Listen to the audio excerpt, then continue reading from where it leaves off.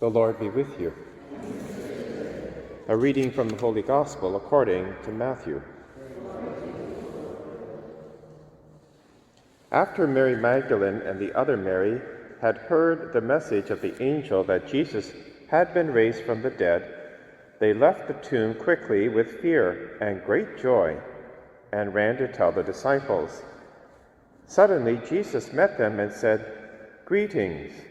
And they came to him, took hold of his feet, and worshipped him. Then Jesus said to them, "Do not be afraid. Go and tell my brothers to go to Galilee. There they will see me." While they were going, some of the guard went into the city and told the chief priests everything that had happened. After the priests had assembled with the elders, they devised a plan to give a large sum of money to the soldiers, telling them, "You must say, 'His disciples came by night and stole him away while we were asleep.' If this comes to the governor's ears, we will satisfy him and keep you out of trouble." So they took the money and did what they were directed, and this story is still told among the Jews to this day.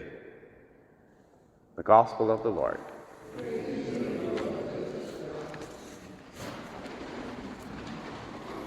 As we begin this 50 days of celebration of the resurrection of Christ, one of the main themes is witness. So we're going to read from the book of Acts, which is the earliest history of the church, right through these 50 days, starting with today's first reading from Acts chapter 2, which is the Feast of Pentecost. Notice that Peter is the one who stands up and preaches, gives the interpretation of what had happened. He is an eyewitness. He encountered the risen Christ several times, and he says, "This man who you put to death has been raised. God raised him up." Then he invokes God himself as a witness.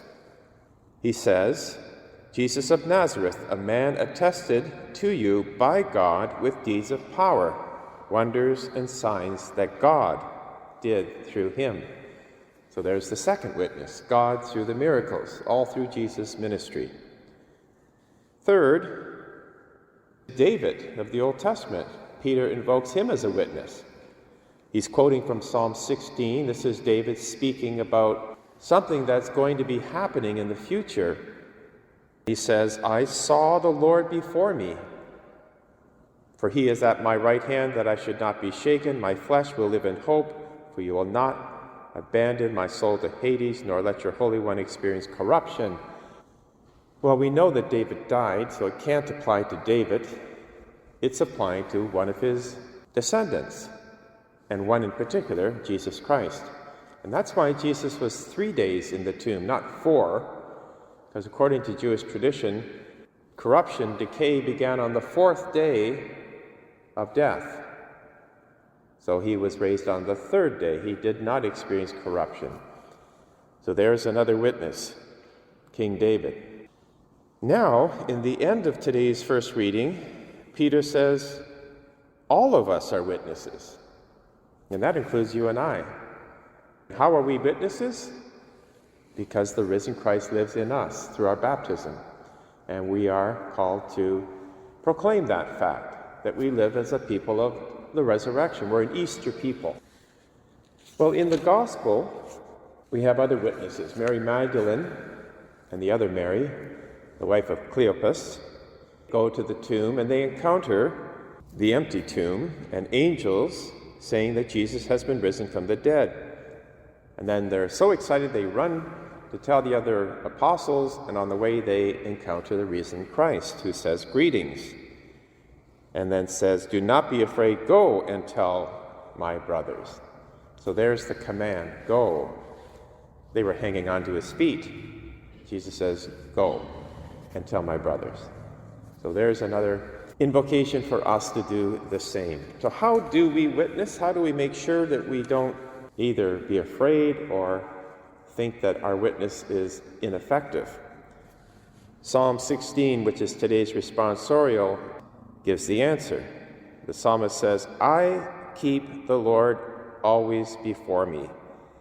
Because he is at my right hand, I shall not be moved. Well, that's what we're doing here today.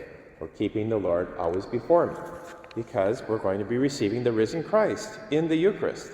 And that is giving us the strength to be those good witnesses, joyful, true, and relevant to those in our community that need to also experience the risen Christ. So as we go through this great season of Easter, let us keep that theme in mind. We are called to be witnesses to Christ's resurrection.